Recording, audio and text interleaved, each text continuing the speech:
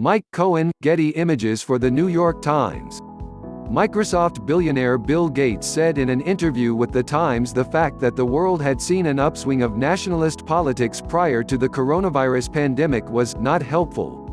Very few people get enough in terms of what they've done in this situation, Gates said. Gates was careful not to criticize particular political leaders, but the UK, US, Brazil, India, and many other countries have shifted towards nationalism in recent years. Gates had earlier criticized President Donald Trump's decision to halt US funding to the World Health Organization. Microsoft billionaire and philanthropist Bill Gates believes an upswing in nationalism left the world ill-positioned to cope with the coronavirus pandemic.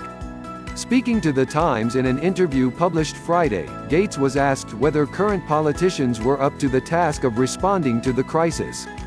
The billionaire worded his answer carefully. "You go to war with the leaders you have. In retrospect you get to judge how well that went," he said.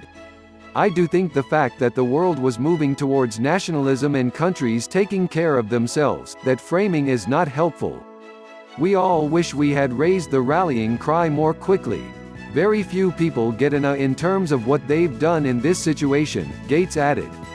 Gates was careful not to single out particular countries, but the UK, US, India, Brazil, and many other nations have moved towards nationalist politics in recent years. And the UK, US, and Brazil all initially downplayed or continue to downplay the coronavirus threat level. Earlier this month Gates criticized President Trump's decision to withdraw US funding from the World Health Organization. The day after news of Trump's withdrawal broke, Gates' philanthropic organization the Bill and Melinda Gates Foundation announced it was pledging a further $150 million towards fighting the virus, bringing its running total up to $250 million. He has since said the foundation will devote all its resources to the coronavirus fight. Gates also told The Times that he didn't think governments were being heavy-handed by imposing lockdowns, and that if lockdowns hadn't been implemented we would have seen the worst of both worlds in terms of both disease spread and economic turndown.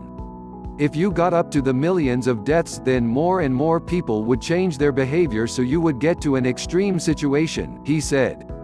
The idea that a hotel with a 30% flow, or a restaurant that is 30% full would stay in business doesn't show an understanding of the economy. People act like if we just went for herd immunity and let it rip the economy would have been fine, but that counterfactual does not exist.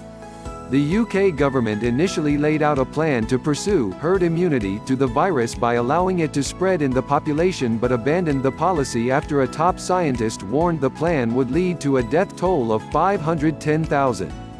Subsequently, the UK government has claimed that herd immunity was never its official policy, despite its chief scientific advisor Patrick Vallance touting the idea in TV.